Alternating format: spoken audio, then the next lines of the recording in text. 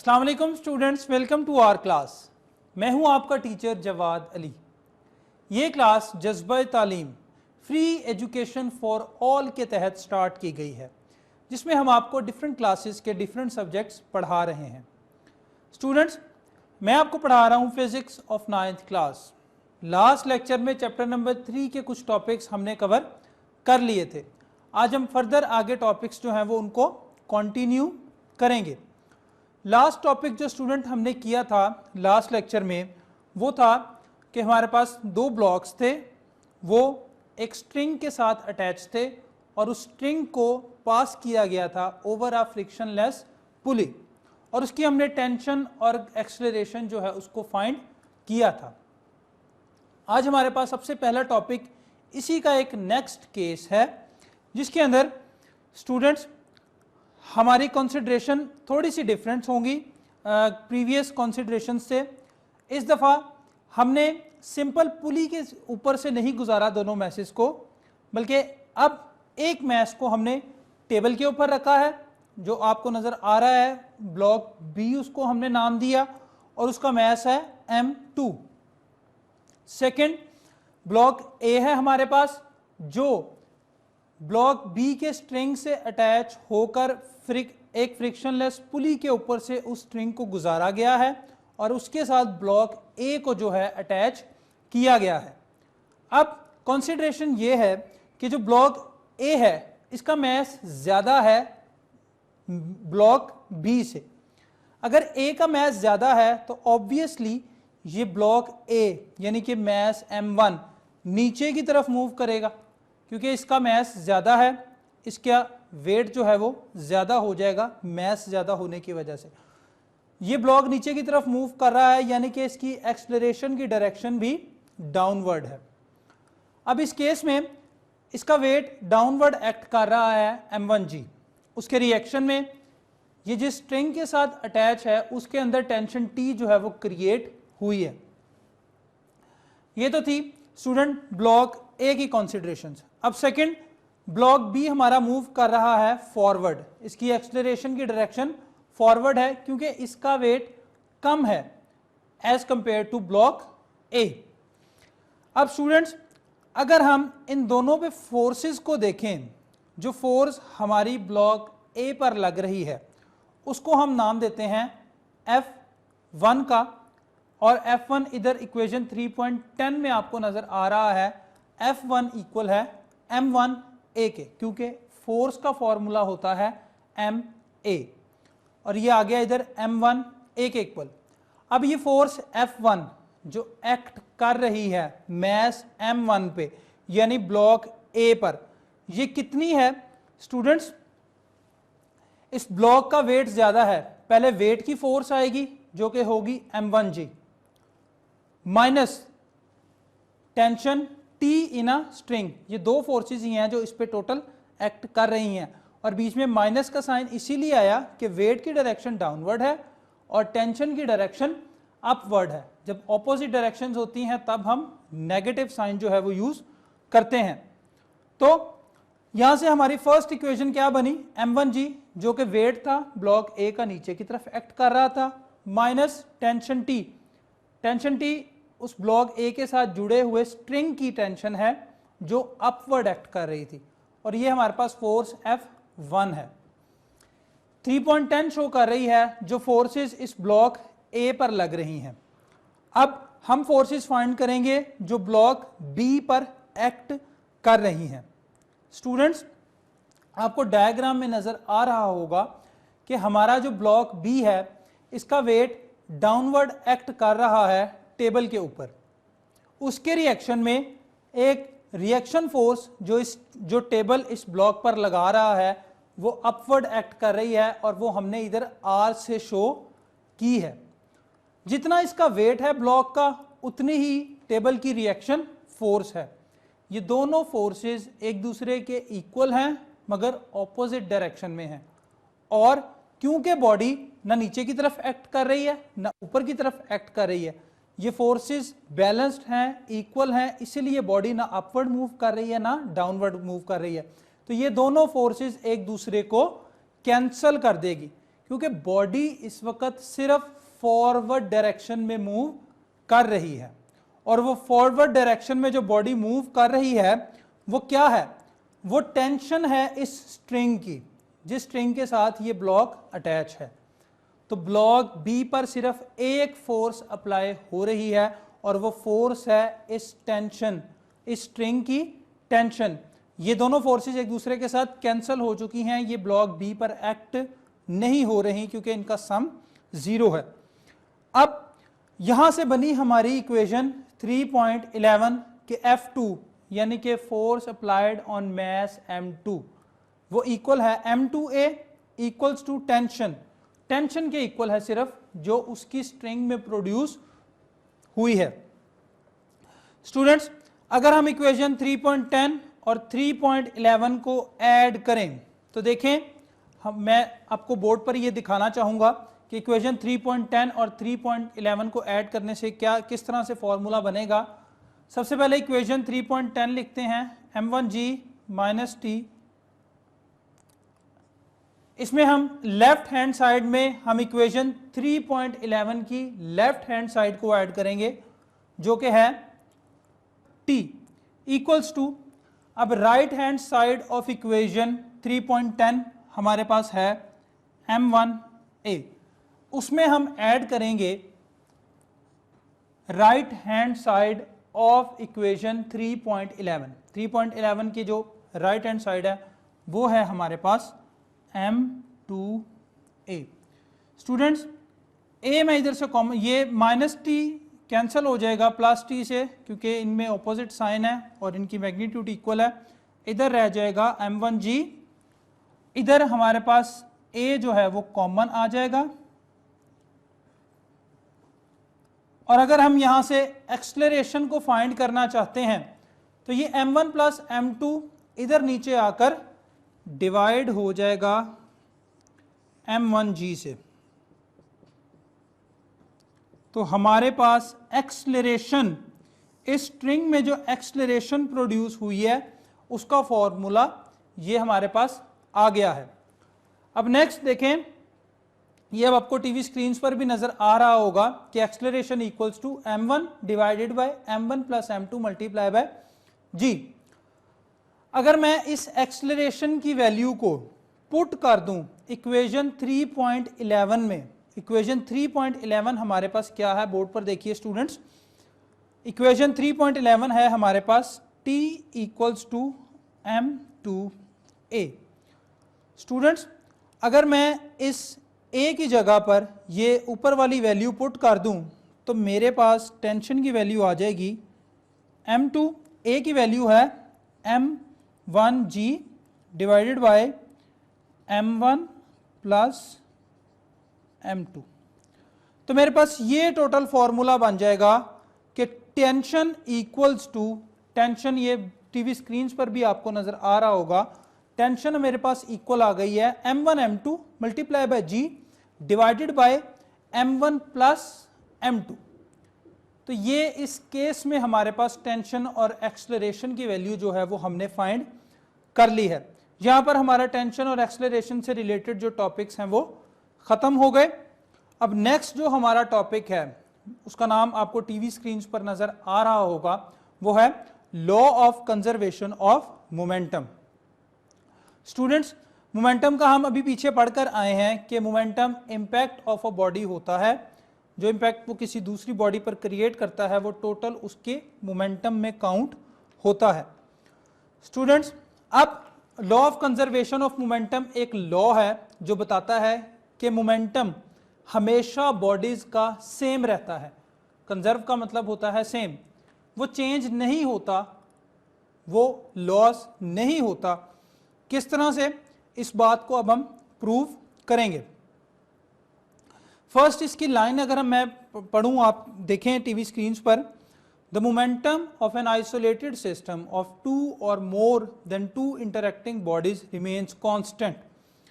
दो या दो से ज्यादा बॉडीज जब आपस में इंटरैक्ट करती हैं उनका मोमेंटम सेम रहता है बिफोर कोलिजन और आफ्टर कोलिजन। उनका मोमेंटम चेंज नहीं होता, टकराने से पहले भी और टकराने के बाद भी।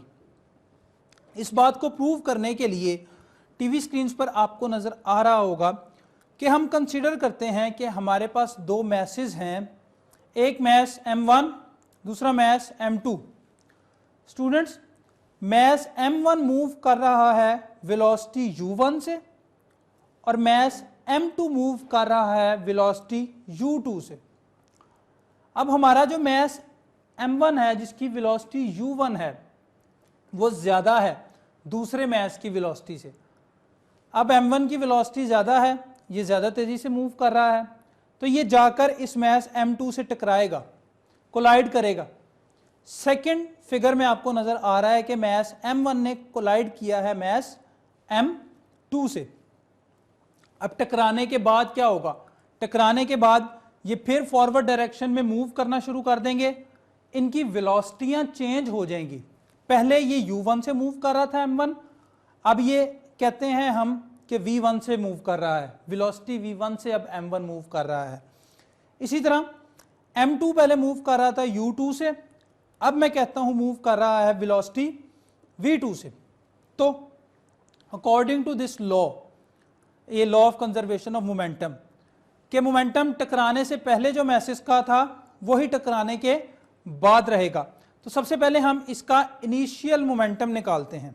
इनिशियल मोमेंटम ये आपको नजर आ रहा होगा। अगर हम हमारे पास मोमेंटम का फॉर्मूला होता है मैस मल्टीप्लाई बाय वेलोसिटी।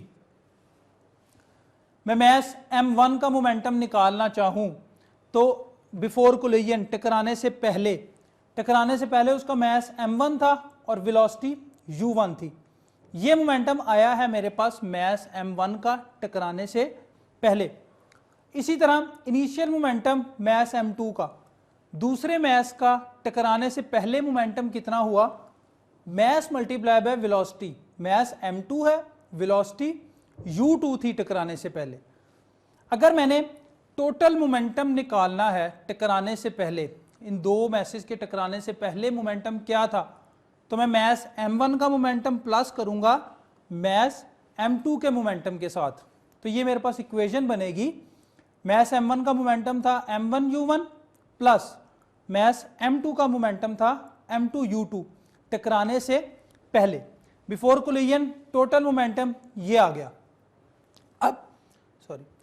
अब टकराने के बाद वेलोसिटीज चेंज हो गई, u1 चेंज हो गया v1 में और u2 चेंज हो गया v2 में।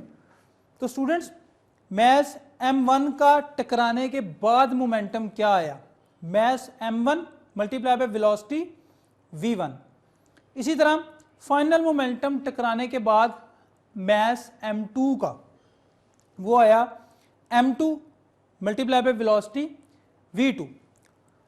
और अगर मैंने टकराने के बाद टोटल मोमेंटम निकालना है इन मैसेज का, तो मैं M1 का मोमेंटम प्लस कर दूंगा M2 के मोमेंटम में। अब M1 का मोमेंटम टकराने के बाद कितना था? M1 v1 प्लस मैस 2 का मोमेंटम टकराने के बाद कितना था? M2 v2। तो ये मेरे पास इनिशियल मोमेंटम है टकराने से पहले M1 u1 plus M2 u2, और ये मेरे पास फाइनल मोमेंटम है टकराने के बाद। तो law of conservation of momentum क्या कहता है? टकराने से पहले वाला मोमेंटम इक्वल होगा, बराबर होगा टकराने के बाद वाले मोमेंटम के। तो मैं यहां पर लिख सकता हूं, according to law of conservation of momentum, TV screen पर नजर आ रहा होगा, total initial momentum of the system before collision equals to total final momentum of the system after collision. M1 u1 plus M2 u2 initial momentum, ये equal है, बराबर है M1 v1 plus M2 v2 टकराने के बाद वाले momentum के। तो इक्वेशन 3.17 हमें शो करती है law of conservation of momentum. ये बहुत इंपॉर्टेंट लॉ है और इसकी बहुत ज़्यादा यूजेस हैं हमारी रोज़मर्रा ज़िंदगी में, जिसमें एक आपको नज़र आ रहा होगा कि जो रॉकेट्स और जेट इंजन्स होते हैं ये law of conservation of momentum के असूल पर ही काम करते हैं। जितनी ज़्यादा आग रॉकेट के नीचे से निकलेगी, जितने ज़्यादा मोमेंटम के साथ, उतना ज़्यादा मोमेंटम हमारे रॉकेट को मिलेगा ऊपर जाने के लिए। यानी कि मोमेंटम में लॉस नहीं हुआ, जितने ज़्यादा आग का मोमेंटम उतना ही ज़्यादा रॉकेट का मोमेंटम रिएक्शन में, रॉकेट ऊपर जाएगा उतनी ही ज़्यादा तेज़ी के साथ। ये तो था स्टूडेंट्स हमारे पास law of conservation of momentum. अब नेक्स्ट टॉपिक जो आपको टीवी स्क्रीन पर नज़र आ रहा है उसका नाम है फ्रिक्शन। स्टूडेंट्स, न्यूटन कहता था कि जब हम कोई चीज़ जो मूव कर रही है वो तब तक स्टॉप नहीं होगी जब तक हम उस पर कोई फोर्स अप्लाई ना करें, या तब तक वो स्टॉप नहीं होगी जब तक उस पर कोई फोर्स अप्लाई ना हो रही हो। तो फ्रिक्शन, जो चीज़ें मूव करती हैं उनको रोकने में सबसे ज़्यादा हाथ जिस फोर्स का होता है उसको हम कहते हैं फ्रिक्शन। यानी कि जो चीज़ें मूव करती हैं उनके सरफेसेस के दरमियान एक फोर्स होती है जो उस चीज़ को चलने से रोकती है, उसको हम कहते हैं फ्रिक्शन।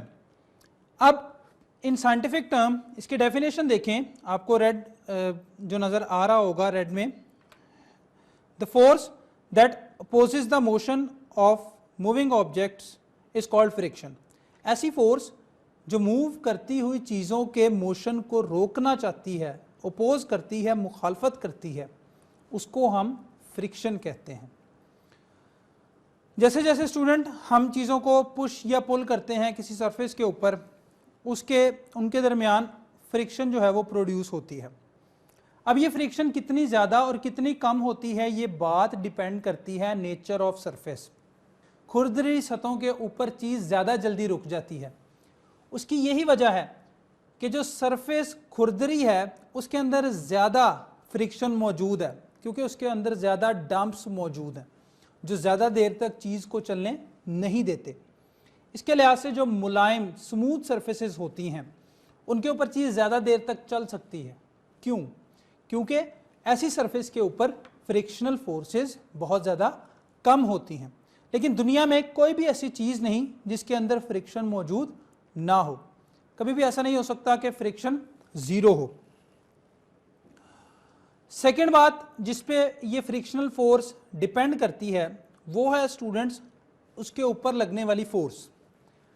अगर हम किसी चीज़ को मूव करवाना चाहते हैं एक सरफेस के ऊपर, जितना ज़्यादा हम उस चीज़ का वेट करते जाएंगे उतनी ज़्यादा मुश्किल होगी उस चीज़ को आगे चलने में। क्यों? क्योंकि उसके ऊपर हमने जो वज़न रखा है वो फ्रिक्शनल फोर्सेस ज़्यादा करता है, दो सरफेसेस के दरमियान फ्रिक्शनल फोर्सेस को बढ़ाता है, जिससे उस चीज़ का चलना मुश्किल होता है। तो दो बातों पे डिपेंड करती हैं फ्रिक्शनल फोर्सेस। एक तो सरफेस पे, जितनी स्मूथ सरफेस होगी उतनी आसानी से चीज़ चल सकेगी और उतनी देर तक वो चलती रहेगी। सेकंड, हमारे ऑब्जेक्ट के ऊपर जितना वेट है, प्रेसिंग फोर्स है, उस पर भी डिपेंड करती है। जितनी ज़्यादा प्रेसिंग फोर्स होगी उतनी ज़्यादा फ्रिक्शनल फोर्स होगी between the surfaces of the bodies. Students, इस वर्ल्ड में अभी मैंने आपको बताया कि कोई ऐसी सरफेस नहीं है जो परफेक्टली स्मूथ हो। हर सरफेस के दरमियान जो है वो कोई ना कोई ऐसे डंप्स मौजूद हैं, यानी कि फ्रिक्शन मौजूद है। अगर हम माइक्रोस्कोपिक व्यू देखें एक बहुत स्मूथ सरफेसेस का, जो आपको नज़र आ रहा होगा टीवी स्क्रीन्स पर, कि हमारे पास दो ब्लॉक्स हैं और ये देखने में बहुत ज़्यादा स्मूथ हैं, लेकिन अगर हम इनका माइक्रोस्कोपिक व्यू देखें, माइक्रोस्कोप से हम इनके सरफेसेस के दरमियान व्यू देखें, तो वो कुछ इस तरह से होगा। यानी कि इनकी सरफेसेस एक दूसरे को अपोज कर रही हैं चलने से, एक दूसरे में डंप हुई हुई हैं, वो एक दूसरे के अंदर फंसी हुई हैं, वो आगे उसको जाने नहीं देती ऊपर वाली सरफेस नीचे वाली सरफेस को। तो स्टूडेंट्स, जितना ज़्यादा, एक तो इनकी सरफेस पे डिपेंड करेगा, जितना ज़्यादा इसके ऊपर दूसरी हम फोर्स लगाएंगे या वेट रखते जाएंगे उतना ज़्यादा मुश्किल होगी इसको आगे जाने में। तो ये तो था कुछ हमारे पास फ्रिक्शन से रिलेटेड इंफॉर्मेशन कि किस तरह से फ्रिक्शन प्रोड्यूस होती है, किन किन बातों पे डिपेंड करती है, और किसी भी चीज़ के अंदर फ्रिक्शन कभी ज़ीरो नहीं होती। सेकंड, स्टूडेंट्स, आपने गौर किया होगा कि जो फ्रिक्शनल फोर्सेस हैं वो एक हद तक होती हैं। इसको आप इस तरह से भी ऑब्जर्व कर सकते हैं कि अगर आपके पास दो ब्लॉक्स हैं, आप एक ब्लॉक को इंक्रीज करना चाहते हैं पहले तो उस जिस ऊपर वाले ब्लॉक को आप इंक्रीज करेंगे, मैं आपको ये बोर्ड पे ड्रॉ करके दिखाना चाहूँगा। तो देखें स्टूडेंट्स कि किस तरह से दो ब्लॉक्स के दरमियान फ्रिक्शनल की एक लिमिटेड वैल्यू होती है। मैं ये ब्लॉक्स जो हैं वो ड्रॉ करता हूँ। ये ब्लॉक 1 है, इसके ऊपर एक सेकंड ब्लॉक पड़ा हुआ है। स्टूडेंट्स, जब मैं इस ब्लॉक पर कम फोर्स लगाऊंगा, फ्रिक्शनल फोर्स की कोशिश होगी कि इस ब्लॉक को जो है वो मूव ना होने दे। मैं कुछ थोड़ी सी और फोर्स लगाता हूँ, मैं आहिस्ता आहिस्ता अपनी फोर्स को बढ़ा रहा हूँ। एक ऐसा पॉइंट आएगा जब मेरी फोर्स इस फ्रिक्शन फोर्स से ज़्यादा होगी, तब ये ब्लॉक मूव करेगा। तो वो वैल्यू जब फ्रिक्शनल फोर्स मैक्सिमम हो, मेरी फोर्स लगाने से फ्रिक्शनल फोर्स भी बढ़ती जाएगी, और एक पॉइंट ऐसा आएगा जब फ्रिक्शनल फोर्स मैक्सिमम होगी। अगर मेरी फोर्स उस फ्रिक्शनल फोर्स से ज़्यादा हो जाएगी, तब इस बॉडी ने मूव करना शुरू कर देना है। तो इसका मतलब यह है कि फ्रिक्शनल फोर्स की एक लिमिट होती है, एक ख़ास वैल्यू होती है। हमारी फोर्स के बढ़ाने से फ्रिक्शनल फोर्स बढ़ती है, लेकिन एक हद तक। उसके बाद फ्रिक्शनल फोर्स डिसअपीयर हो जाती है, क्योंकि हमारी फोर्स उससे ज़्यादा हो जाती है और वो चीज़ मूव करना शुरू कर देती है। तो इस मैक्सिमम वैल्यू को, फ्रिक्शन की जो आखिरी वैल्यू, आखिरी हद तक जो इसकी वैल्यू है, मैक्सिमम वैल्यू है, इसको हम कहते हैं लिमिटिंग फ्रिक्शन। इसको हम Fs से शो करते हैं, टीवी स्क्रीन पर आप देख सकते हैं। और ये लिमिटिंग फ्रिक्शन भी दो बातों पर डिपेंड करती है। एक नॉर्मल रिएक्शन मतलब ऊपर से जो फोर्स, प्रेसिंग फोर्स, जो टीवीआई बोर्ड पर ये जो मैंने अभी ड्रॉ किया, मैं आपको इसको दिखाऊं कि प्रेसिंग फोर्स जो इसके ऊपर से हम अप्लाई करेंगे इस ब्लॉक के ऊपर, ये हमारी जो लिमिटिंग फ्रिक्शन की जो फोर्स है, ये डिपेंड करती है हमारे पास प्रेसिंग फोर्स पे लिमिटिंग फ्रिक्शन की जो वैल्यू है। सेकंड, अगर स्टूडेंट्स आपको कोफिशिएंट ऑफ फ्रिक्शन का बताना चाहूँगा, इसकी डेफिनेशन देखें। The ratio between the force of limiting friction Fs and the normal reaction R is constant. अगर हम रेशो लें Fs यानी कि लिमिटिंग फ्रिक्शन, आखिरी वैल्यू जो फ्रिक्शन की है, और नॉर्मल रिएक्शन जो उसके ऊपर से फोर्स लग रही है, इन दोनों की अगर हम रेशो लें तो हमारे पास एक कांस्टेंट आएगा जिसको हम कहते हैं कोफिशिएंट ऑफ फ्रिक्शन, जिसको हम शो करेंगे। आपको टीवी स्क्रीन पर नजर आ रहा होगा, symbols mu equals to Fs over R। इधर Fs हमारे पास लिमिटिंग फ्रिक्शन है और R हमारा नॉर्मल रिएक्शन है, फोर्स जो ऊपर से हम उसके एक्ट कर रहे हैं। अगर हम Fs निकालना चाहें, यानी कि लिमिटिंग फ्रिक्शन की वैल्यू निकालना चाहें, तो हमारे पास ये R जो है रिएक्शन फोर्स, ये इधर जाकर म्यू से मल्टीप्लाई हो जाएगी। Fs equals to mu multiply by R। अगर स्टूडेंट्स हमारे पास m मैस हो उस ब्लॉक का जो ऊपर एक्ट कर रहा है, तो हॉरिजॉन्टल सरफेस के लिए हमारे पास नॉर्मल रिएक्शन उसका वेट होगा जो डाउनवर्ड उस ब्लॉक के ऊपर एक्ट कर रहा है। जो नॉर्मल फोर्स मैंने आपको ये बोर्ड पर दिखा रहा हूं दोबारा कि ये हमारे पास इसका नॉर्मल रिएक्शन जो कि इस वक्त mg के इक्वल है, इसके वेट के इक्वल है। यहां पर हम mg पुट कर देंगे r की जगह पे, तो Fs आ जाएगा हमारे पास इक्वल्स टू म्यू mg। ये तो थी स्टूडेंट्स हमारे पास लिमिटिंग फ्रिक्शन की वैल्यू कि किस, और उसको हमने कैलकुलेट किया, फॉर्मूला बनाया। अब स्टूडेंट्स फ्रिक्शन जो है वो बहुत ज़्यादा ज़रूरी है। अगर फ्रिक्शन मौजूद नहीं होगी तो हमारे लिए इस ज़मीन पर चलना भी पॉसिबल नहीं है। ये फ्रिक्शन की वजह से ही हम ज़मीन पर चल पाते हैं। अगर हम ऐसे शूज़ लें जो नीचे से फ्लैट होते हैं तो हमारे फिसलने का ख़तरा ज़्यादा होता है, और अगर हम ऐसे शूज़ लें जिनकी ग्रिप अच्छी होती है तो हमारे लिए उसमें फ्रिक्शन ज़्यादा से ज़्यादा प्रोड्यूस होगी और हमारे लिए चलने में आसानी होगी। यही वजह है कि जो एथलीट्स होते हैं वो स्पेशल ग्रिप वाले शूज़ जो हैं वो परचेज़ करते हैं, जिससे उनकी ग्रिप जो है वो ज़मीन के साथ बहुत बेटर होती है और उनको भागने में ज़्यादा आसानी होती है, ज़्यादा तेज़ी से वो भाग सकते हैं। स्टूडेंट्स, बात हो रही है फ्रिक्शन की। फ्रिक्शन की भी कुछ टाइप्स हैं, जिसमें सबसे पहले मैं आपको बताना चाहूँ रोलिंग फ्रिक्शन। रोलिंग फ्रिक्शन क्या है? जो चीज़ें रोल करती हैं, फॉर एग्जांपल व्हील आपने देखा होगा, वो रोल करता है on the surface, on earth, किसी भी सरफेस पे कर सकती हैं। जो चीज़ें सर्कुलर पाथ में मूव करती हैं, उनके उन व्हील और जिस सरफेस पे वो मूव कर रही हैं, उनके दरमियान जो फ्रिक्शन है उसको हम कहते हैं रोलिंग फ्रिक्शन। अगर मैं आपको दिखाना चाहूँ तो ये बोर्ड पे कि ये मेरे पास एक सरफेस है, अर्थ फॉर एग्जांपल, और ये मेरे पास एक व्हील है। तो स्टूडेंट्स, ये जो व्हील का जो भी पॉइंट इस अर्थ सरफेस के साथ टच में है, उस पॉइंट और ये जो हमारे अर्थ है, इसके दरमियान फ्रिक्शन मौजूद है। तो ऐसी फ्रिक्शन को हम कहते हैं रोलिंग फ्रिक्शन। स्टूडेंट्स, जो चीज़ें रोल करती हैं उनके दरमियान जो फ्रिक्शन होती है वो कम होती है एज़ कंपेयर टू जो चीज़ें स्लाइड करती हैं। स्लाइडिंग चीज़ें जो होती हैं उनमें ज़्यादा सरफेस एरिया नीचे वाली सरफेस से कांटेक्ट में होता है, इसीलिए उनमें फ्रिक्शन भी ज़्यादा होती है। जबकि रोलिंग फ्रिक्शन में आपने देखा है कि सिर्फ एक कुछ पॉइंट जो है वो पूरे व्हील का टच करता है ज़मीन के साथ, जिसकी वजह से रोलिंग फ्रिक्शन की वैल्यू जो है वो कम होती है। इसलिए रोलिंग फ्रिक्शन बनाने की चीज़ों को जब मूव करवाया जाता है, व्हील का इस्तेमाल इसलिए किया जाता है कि व्हील इजीली मूव कर जाता है किसी भी सरफेस के ऊपर। बॉल बेरिंग्स लगाई जाती हैं ताकि फ्रिक्शन कम से कम हो जो अंदर इंटरनल पार्ट्स हैं, और पहिया आसानी से घूम सके किसी भी साइकिल या मोटरसाइकिल का। नेक्स्ट स्टूडेंट, बहुत ज़्यादा खतर, अगर फ्रिक्शन, मैं भी बता रहा था आपको कि फ्रिक्शन अगर इस वर्ल्ड में ना होती तो हमारे लिए चलना जो है वो बहुत ज़्यादा मुश्किल हो जाता।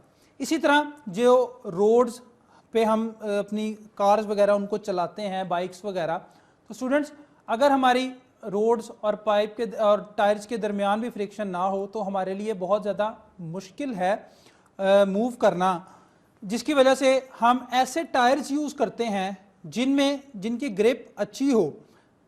थ्रेडिंग्स जो आपको छोटे छोटे नज़र आते हैं टायर्स पर, न्यू टायर्स पर लगे हुए, वो ग्रिप के लिए ही लगाए जाते हैं ताकि टायर की ग्रिप ज़्यादा से ज़्यादा हो और वो रोड पर आसानी से मूव कर सके। स्टूडेंट्स, आपने देखा होगा साइकिलिस्ट जब साइकिल चलाते हैं तो पहिया जब उनका घूमता है, अचानक अगर वो ब्रेक लगाएं तो स्किडिंग होती है, स्लाइडिंग होती है। वो क्यों होती है? जब स्लाइडिंग होती है तो हमारी साइकिल जल्दी रुक जाती है एज़ कंपेयर टू जब हमारा पहिया घूमता रहे, क्योंकि स्टूडेंट्स अभी बताया स्लाइडिंग फ्रिक्शन ज़्यादा होती है रोलिंग फ्रिक्शन से। जब हम ब्रेक अप्लाई करते हैं हमारा टायर स्किड करता है, स्लाइड करता है सरफेस ऑफ द रोड पे, और वो हमारी रोलिंग फ्रिक्शन चेंज होती है स्लाइडिंग फ्रिक्शन में और वो साइकिल फौरन ही रुक जाती है। ये तो था स्टूडेंट्स हमारा चैप्टर नंबर 3 का नेक्स्ट पार्ट। उम्मीद है आपको इसकी बहुत अच्छी तरह से समझ आ गई होगी। नेक्स्ट लेक्चर में इंशाल्लाह ताला हम चैप्टर नंबर 3 को ही कंटिन्यू करेंगे और इसका नेक्स्ट जो पार्ट है वो मैं आपको समझाऊंगा। उम्मीद है आपको बहुत अच्छी समझ आ रही होगी। फिर भी कोई क्वेश्चन या ऐसी कोई बात जो आपको समझ में नहीं आई वो आप हमें फीडबैक के ज़रिए बता सकते हैं। हम कोशिश करेंगे दोबारा आपको अच्छी तरह से समझाने की। स्टूडेंट्स, दुआओं में याद रखिएगा, खूब दिल लगाकर पढ़ते रहिए और अपने मुल्क का नाम रोशन कीजिए। अल्लाह हाफ़िज़।